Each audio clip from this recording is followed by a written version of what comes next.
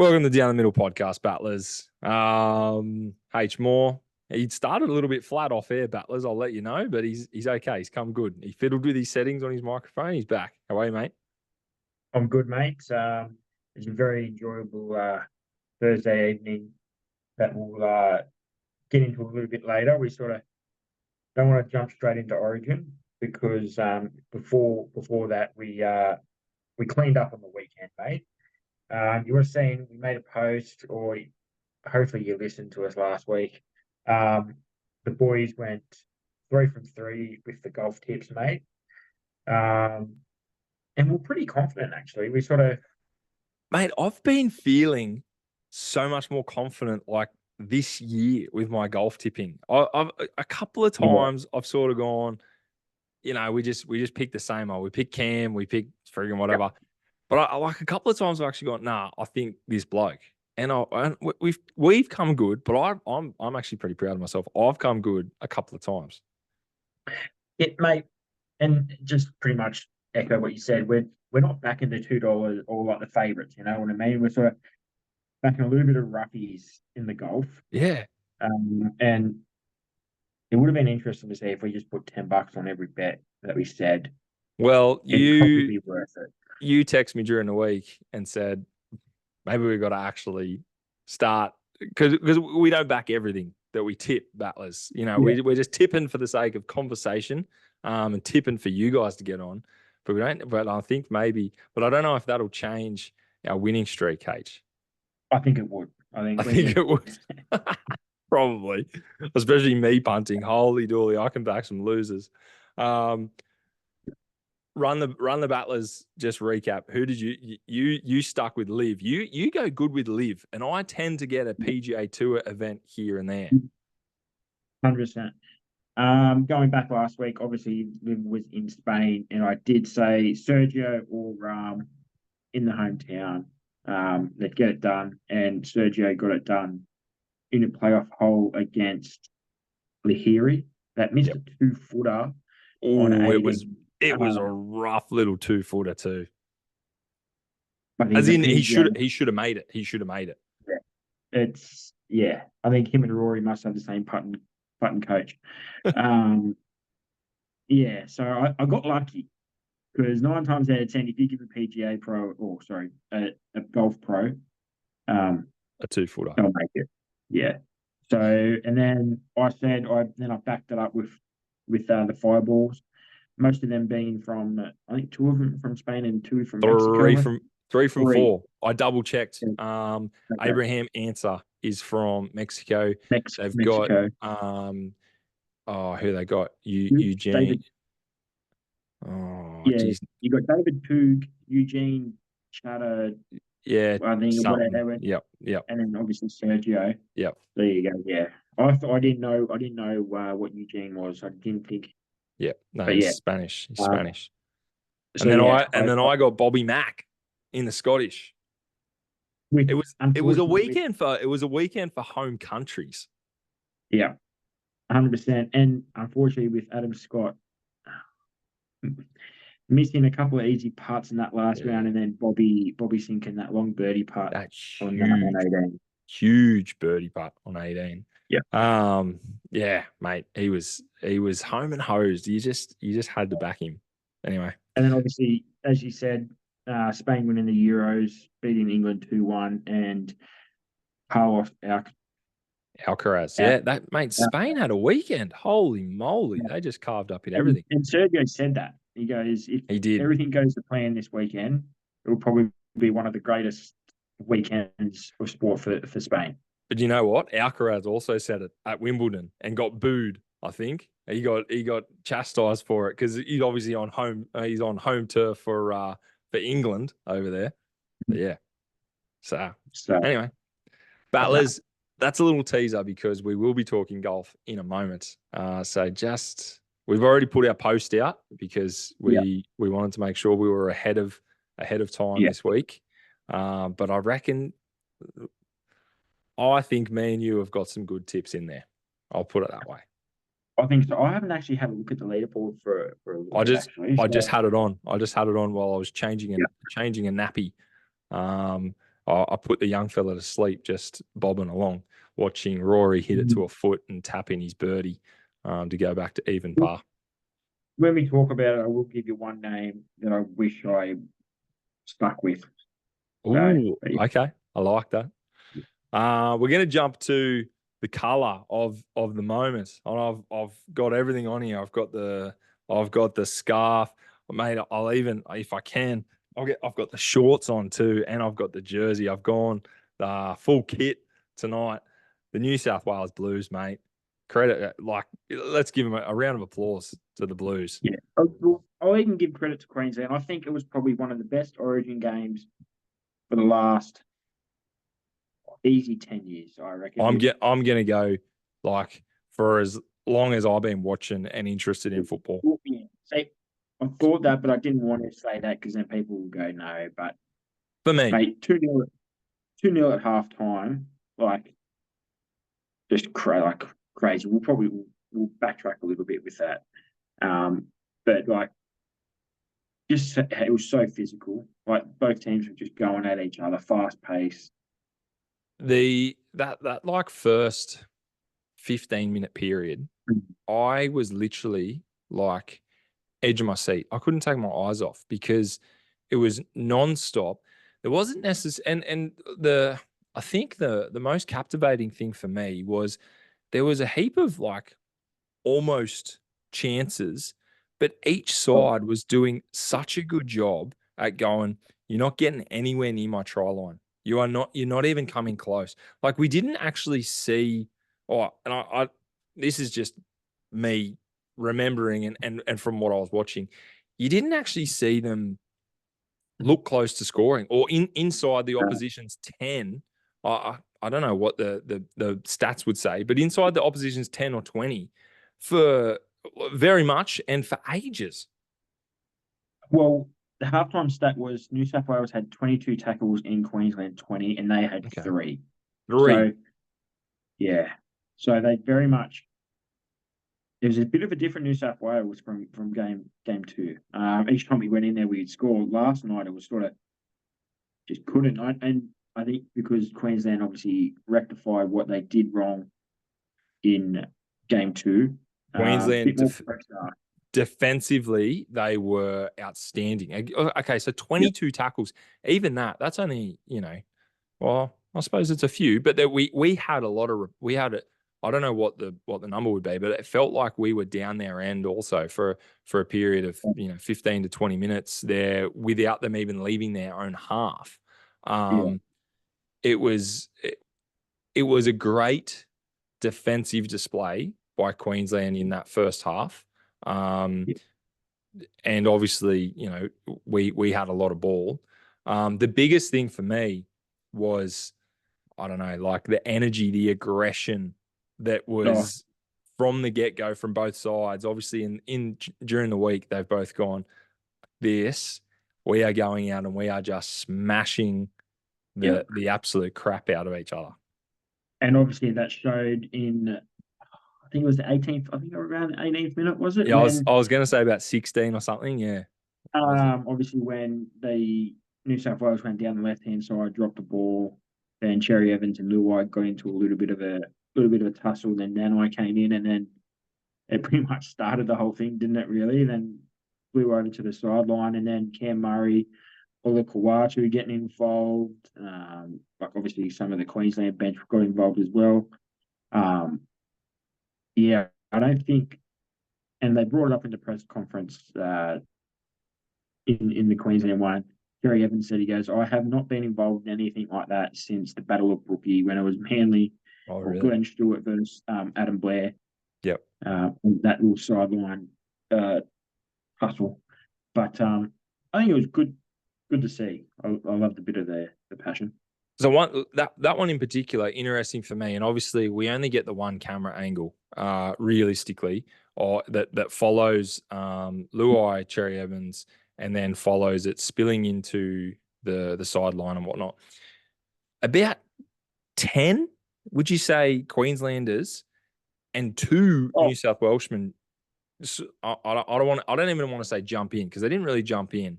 They sort of, well, Cam Murray sort of but even Cam Murray, I didn't think did anything wrong. He sort of jogged up there. You did end up getting an angle from down the sideline. Yeah, Payne Haas, but there must have been a message of some sort, is what I'm saying. Because Payne Haas, you see him on the sideline, he's looking up there, and then he's looking back, and then he's looking up there, like, yeah, do I go or not? Cam Murray sort of looks, and then just jogs over. mhm. But every single Queenslander was in there. So there was obviously a message about aggression and getting into it. But then no one from New South Wales necessarily rushed in. And I even thought in the other little scuffles, it was way more. They're a bit too slow. Well, They're, it's a bit hot. It's a bit hot with a scarf on. Sorry. I'm not a scarf guy. Bit too slow, but I wondered whether that was the let's get, I don't know, let's get the advantage. Let's get on top of them by not worrying too much, like push them on the field and let them blow. You know, like we do in Oztag sometimes. We go, boys, yeah. let them go. Let the ref ping them, and then they'll get more cranky and whatever. I thought that maybe there was something like that from Madge during the week, whereas Billy might have done the opposite and go, we're still Queenslanders, just get on top of them and smash them. Yeah, I think he wanted to start on the front foot. Obviously, they were pretty flat in game two. I think they definitely showed their hand.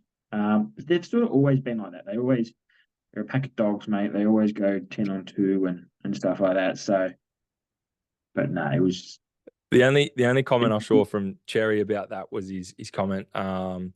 He said, "Oh, I was really proud of the boys, for jumping in and being there straight away." But Cam Murray, that's just disgusting. I think that should be a send off. Any NRL game, you should be sent. You can't be doing that from the bench. I'm like, mate, you just said that the 10 blokes that ran on from the field, and there was a couple of bench players there that were also involved, mind you, that ran over there, steamrolled Jerome Luai. yeah. You're really proud of them. But Cam Murray jogged up and just tried to pull a few apart. But you think that, yeah, you're a muppet, mate. That's just the Queensland mentality, mate. He's an idiot. Yeah. So, and then obviously 2-0 at half time. The game was in the balance still. And then obviously crazy kick from Lomax to tie it up from 2-2. I didn't think that was the right decision at the time. I went, I know he can kick it, but I'm like, it's tough. And if you're going to miss it, I don't think he has enough to kick it dead. So then it would be a 20-meter dropout. So it was an interesting call, but look, he's a pretty good kicker, and 100%. Again, there must have been some conversation about, Well, hey, Zach, if I give you the ball, do you back yourself in every single situation? I might throw it to you when you least expect it, sort of thing. Because that first, what was that at? That was at the 45-minute mark. Like, yeah, it's a weird time. yeah, definitely. And Madge did say, I sent an interview this morning. He goes, he gave the belief to Zach and said, look, I trust you with whatever kick when we would need to kick it. And Lomax said the same. He goes, look, if you think that's the best thing, you can count on me. Like, Love I'm that. not going to miss. And I think definitely this year, I think he's matured a lot. So I think he was in the 2020 series, sort of like 20th man kind of thing. Yeah, 22nd man even. And they sort of said his demeanor around camp is like, I should be playing, so I'm good. Like, I'm good. And I think that sort of snubs and turned the people the wrong way. And I think that's where he got that perception of sort of he's a good footballer, but he's a wanker. Yeah, so we don't 100%. want. Yeah, and I think this year definitely he's turned that around and became one of the best players in the NRL. And I think, as you've said multiple times, I think you can thank Shane Flanagan for that. I think so as well. I think it's amazing what happens when you have good people around a club. Mate, Like, 100%. You look at the Dragons from last year to this year, they were just, everything was getting leaked. They didn't have a stable coach. Like, no one wanted to stay. You get a winner, a bloke that actually believes in people, lets people do their thing, sort of do it his way. Like, he's not a yes man from the directors. Yeah. And yeah, and things change. So yeah, I'm with you, man. I'm with you. We could talk. Maybe we do a special app just on Dragons. Sure. The game, as you said, the game was in the balance up until like 60. I think it was 64th minute. Bradman Best scores a try. Yeah. Now, again, I hate talking up Jerome Luai, but geez, what a little run from him to just pick up that loose ball. Who threw it to the ground? Well, Connor Watson's getting tackled. Yeah, Crichton passed it to Watson, bit shaky, and then Connor tried to offload as well, dribbled, and then Luai picked it up. And Quick feet in between. We've also, yeah, little show and go. We've said his role is just to create, like, get something. Like he how many kicks did he do? 0. I'm gonna say I'm gonna say he kicked it maybe once. Nah, I think he had about 4. Okay, 4.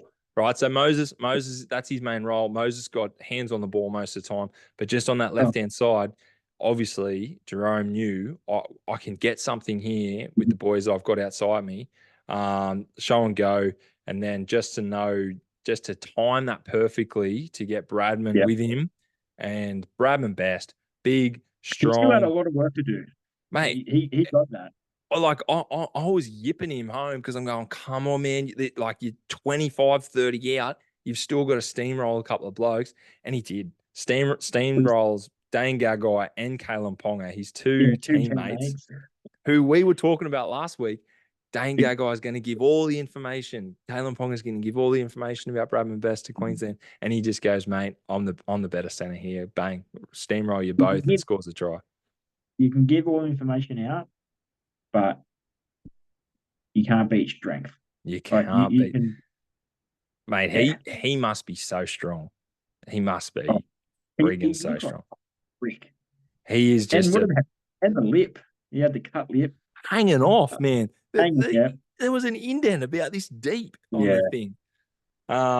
Mate, and look, a bloke that probably could have been given, if he had played game 1, he probably could have been given player of the series as well. Mitch Moses scores 3 minutes later, pretty much like off the next kickoff, and just cuts them up the middle. That was, I think, that for me was like, there's no doubt, there's no coming back here. And I also thought, like, Mitch Moses, I reckon you've got yourself a spot next year. Yeah, it's going to be interesting to see what happens, because I think it's a 3-man race for 2 spots, and I think it's just going to come down to see how Luai adapts to playing at the Tigers, because I know it's a bit easy if you strong on form, he can come into New South Wales. It'll be, I reckon it'll almost be who's sitting higher on the ladder, Tigers or Eels, come a couple of weeks out before Origin 1 next year, because I think even, well, do you think Moses could play 6? I think he can, probably. Yeah, I think Moses could go to 6 just as well, and complement Cleary just as well as Luai. But yeah, and then, mate, after that, it was just hold on for 10 minutes, and they did. It was freaking fantastic. No, crazy. But I will pardon my coughing. That's all right, mate. I will give 2 shout outs to 2 Queensland players. We say it every week, like Paddy Carrigan, like, he just, I hate that he's a Queenslander, but fuck, he can play football. Like, mate, he's so good. He had 61 tackles, and I would imagine 55 of them he would have flattened whoever had the ball. He was putting blokes on their back nearly every tackle. It was ridiculous. And so did the second player I was going to mention, Tommy Dearden. He was, I think he was probably second best on ground. I think Carrigan was first. Absolutely. And Tommy Dearden, some of the tackles he made to drop the ball, like, I think he did it to Luai once, Best once, definitely outshone Cherry. And then so it's going to be interesting to see what they do next year, if they do Dylan and Munster, or Munster and Cherry Evans. Well, because the other bloke that you've got coming through is Sam Walker, who is not there. I don't think he's there yet, but No. is a Tom Dearden equivalent, maybe just a few years behind. He's probably next in line. I think Sam Walker's a bit like Nico Hines. I think he's playing good footy just at the wrong time. It's like maybe. just you got all these other players around that I think you just don't get us, unless he could become a 14 and Ben Hunt only last another year. Benny will be there again next year. Well, yeah, I'd be pretty. I'm saying next year, but like maybe 3 years down the track, he could play the 14 when Grant can play. That's fair. Right. Interesting to see actually where those two halves positions. Who Jags for both sides. And I'm gonna say I think Kalen Ponga deserves to be fullback for the Maroons next year. I don't think you can put Walsh in Origin. I wasn't really impressed with him for the whole game. I think he gets tackled and he lays down. It's like, mate, you're the fullback. You're gonna get targeted. Fucking harden up, or just don't play Origin. Like, it's ridiculous. I noticed he tried to take a couple of 1 out runs out of their own end, and look, good on him. It's frigging good on him. I wouldn't want to run at any single player on the field last night, but ineffective. Look, we're probably being harsh on the bloke, but he looked like he was obviously carrying some little injury in one of his feet or calves or something. But if you had Kalen Ponga at your disposal, you'd pick him. Yeah, mate, you can't. It's easy you say that, and then mate, Dylan Edwards injured himself 40 minutes into the game, tried to get it strapped twice, and he played on. That's true. Dylan Edwards is a gun. Well, okay, so you think about running out of your own end. Dylan Edwards, mate, how many meters did he run for? Let's double check that, because I think he got 200 and something, probably 240. I think 243. Mate, the bloke is a machine. And it's like what I listened to Gus last night. He goes, Edwards, the bloke that you want running out of your half. He will give you the 2 or 3 tackles in that set. He might give you an odd try, assist, or try, but you get what you get from him. With Walsh, you don't get the runs, but you get the flashiness of him. Yeah. And Gus goes, I think Walsh needs to start focusing a bit more on that kind of stuff, not just your 2 minutes of fame and then go hide for 30 minutes and then do 2 minutes again. Yeah. He's not. He wasn't as effective as they'd hoped. And you know what? I think that's very reflective of the Broncos season at the moment, or the Broncos performances at the moment. Well, and I think it's not going to get too much better, because Carrigan left the stadium in a moon boot last night. I don't know if it was just precautionary.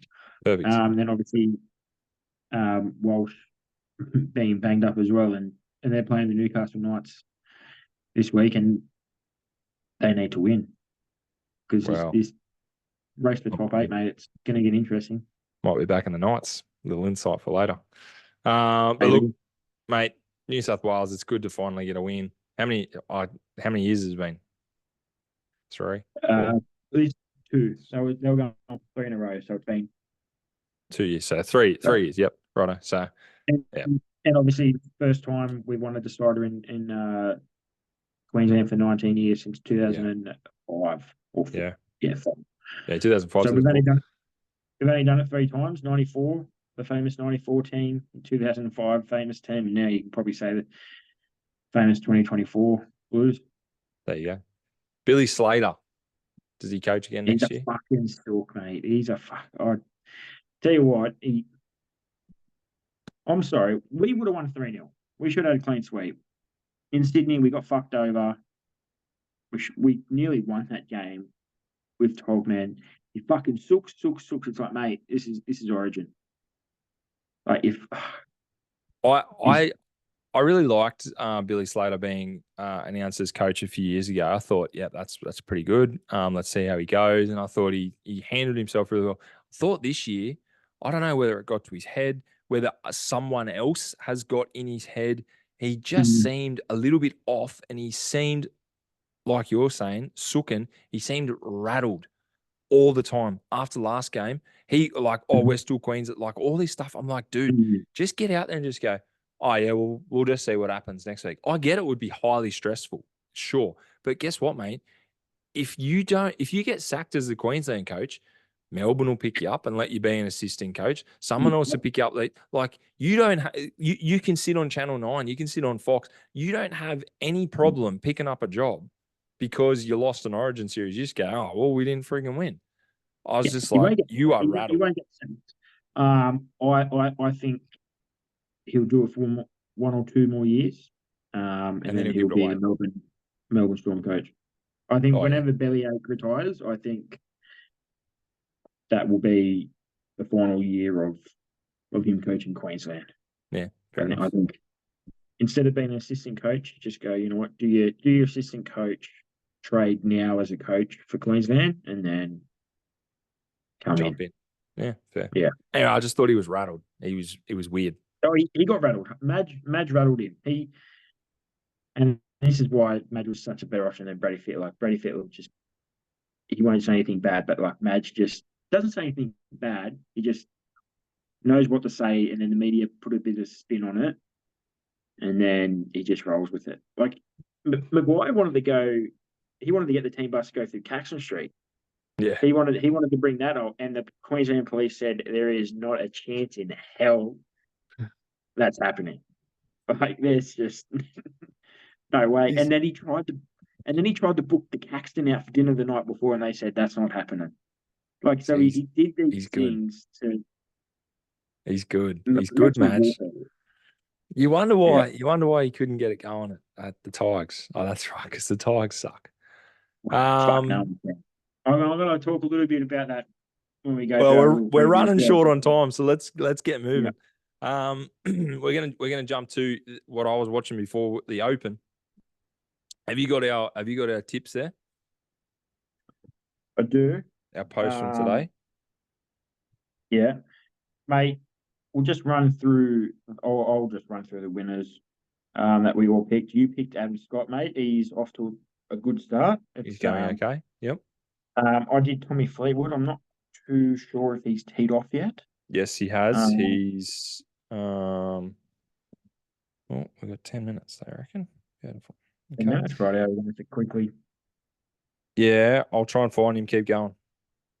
Mate, then Shane's done Rory. I think that's a bit of a mediocre pick. I don't. Tommy Fleetwood currently 3 over through 6. Not ideal. So he's probably going to miss the cut. Mate, then you went Fleetwood top 10 and McIntyre. Yeah. Bobby Mac tie 12th at the moment. That's okay. Rory even through 4, tie 12th. Yep. And then I went Patrick Cantlay for a top 10. I don't think he's teed off yet. I think he's a bit later on. Yeah, he's later. And Shane went Colin Morikawa for a top 10 as well.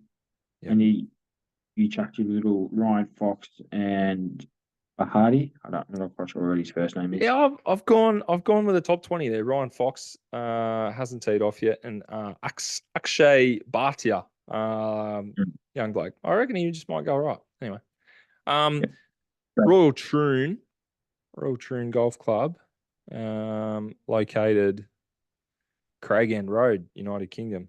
I've no idea where that is. Golf club in Scotland. In Scotland. Is it? I thought it was Liverpool. No, that's Liverpool. Oh, is that where they played last year? I fucked up.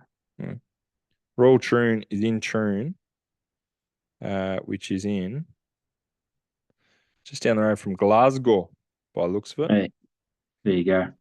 Not too far from Edinburgh. Yeah, it's in Scotland, buddy. Sure. Fair enough. Yeah, there are tips. We'll keep it posted on the socials because I wouldn't mind getting 6 or 7 minutes in for the footy. We'll go through last week's results just briefly because then I wouldn't mind chatting a little bit.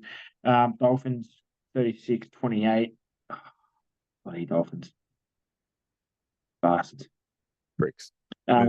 Mate, and my Sharkies 58-6. I'm just glad we won. Ran away with it at the end, didn't they? Definitely, mate. Definitely. Mulatalo helped my Supercoach team. Thank you, young man. 133. Then the Gold Coast Titans winning 24-16 against the Eels. We said that. Standard. Mate, and I took the Brisbane Broncos and I thought they were going to get home again. With the No. Dragons winning 30-26, mate. I fell asleep with about 20 to go. I woke up in a state of panic. My wife woke me up and I'm like, where's my phone? Where's my phone? What was the score? What was the score? And KO had gone little screen and I was a bit blurry eyed and I'm like, 30-26. Okay, sweet. Let's go to bed. Yeah. I just turned it off. I was like, oh, thank the Lord. So yeah, bit of a lucky win there, and then Manly winning 44-6 comfortably. How long we got, mate? 6.5. 6.5. Let's do it. 6.5. Easy. Mate, round 20 kicking off tomorrow night down at GIO Stadium with the Canberra Raiders versus New Zealand Warriors. A Fogarty back. I think the Raiders get the job done. Yep, I'm going to go the Raiders. Warriors. Unaffected by Origin. I think they're looking okay at the moment. I'm going to go the Raiders. Yeah. Mate, then we've got the South Sydney Rabbitohs versus the West Tigers in Industry Group Stadium. Where is that? I'm not. Gosford. Gosford. So they've changed the name. That's why. Mate, you can't back the Tigers after last week's performance, so I'll take the Rabbits. Oh, yeah, I'll take the Rabbits. And just before we move on, quickly to say, Robbie Farah and Benji Marshall came to a mutual agreement for Robbie to leave at the end of the season as an assistant coach. Really? So I think, yeah. So I think the Tigers are trying to make everyone else to blame, but I just don't think Benji Marshall's a good coach. They said things were going to turn around, and they're pretty much exactly the same like they did last year with the other coach. They got some more signings coming, bro. Lay off them a bit. Lay off them a bit. Move on. Move on to the next game. Lay off them a bit. The Newcastle Knights versus Brisbane Broncos. This is a tough one. We're going to have to wait to see who backs up. I want to see if Ponga's playing. If Best might not be playing with that lip I don't thing. think Best will play. Dane Gagai. I want to see who's playing. But I'm probably leaning Knights. I'm probably leaning towards the Knights. I think Ponga and Gagai will back up because they didn't do too much work. Ponga, I think, only played 20 minutes. I think he went on at 60. 25. Yep. It's going to be the Brisbane. Reynolds failed his fitness test, so he's another week. I don't think Walsh will play. So I think it will only be Payne Haas and maybe Paddy Carrigan. Walters, maybe. I don't know. Like they could all be too sore. And Kevin might just go. Yeah. Although it's a must win, so they need to win. Yeah, true. Jeez, it's gonna be interesting. With that, maybe I'll go the Bronx. I don't know. That's a hard one. It is tough. I'm gonna go Knights. Okay. Mate, then we got the Melbourne Storm versus Sydney Roosters. This is another one. We won't know until tomorrow, or maybe an hour before kickoff, of what players are going to be backing up. Right, I think Watson, yeah. I think I'll go the Sydney Roosters if everyone backs up, but if they rest everyone and Storm play, I'll switch to the Storm, but Roosters for the moment. I might go the Storm. Fair enough. Mate, then we got the Penrith Panthers versus Dolphins on 2:00 on Sunday. No Isaiah Yeo and Edwards. They didn't get named on Tuesday. So I think everyone else should probably back up. It all depends on if Ivan Cleary wants them to. There's a big in at number 7 for the Penny Pants. Nathan Cleary been named for his first game back to be partnered with Brad Schneider. So Luai is definitely not playing. Did he get named? I think he got named.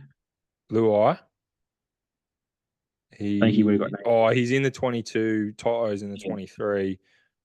So they might switch that Yeah. around.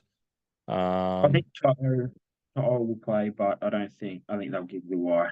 I Give think Luai Luai the probably week has off. the Let rest. Snyder and Cleary Yeah. play. So yeah, Penrith 13 plus for me. Penrith easy with Cleary back. Yeah. Mate, Manly versus Gold Coast Titans. No Olakawatu. He got a 2-week ban for coming onto the field in that scuffle. I thought Um, that was probably dumb from it him. was him and Cam Murray. Cam Murray got 2 weeks as well. Yeah. Bit harsh, but Yeah, but dude, he's in a suit. Like he was 20th man. Like you got nothing to do with it. Sit down. Like as much as that might pain you, and I'm sure his footy brain just went get in there and help someone out. But in that situation, you got to go. I got to pretend I'm in the stands. Yeah, dumb. Understand. I'm gonna go Manly. I'm gonna go Titans. I think they're a roll. Oh, really? Yeah, don't mind them. That's shocked me. Okay, nice.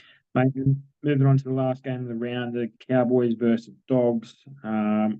Ruben Cottage said today that all the Cowboys will be backing up. Oh, so really? with that news, Good. well, that's what he said, but I suppose it's the Sunday game. yeah. So with that news, if it becomes true, I'll tip the Cowboys Oh, against yeah. Dogs. That makes it very hard for me now. That's a flip a coin one for me. I like the Dogs, but I'm probably leaning more towards the Cows. They're sitting in Yep, 8th, the Cows. No, I'm going to go the Dogs. I'm going to go the Dogs in the upset. fair enough, mate. And then that just leaves Dragons, Sharks, and Eels. A well-needed buy. Yeah, we'll need a buy for both teams, I think, for your Dragons and my Sharkies. Coming off a win last week, another 2 points.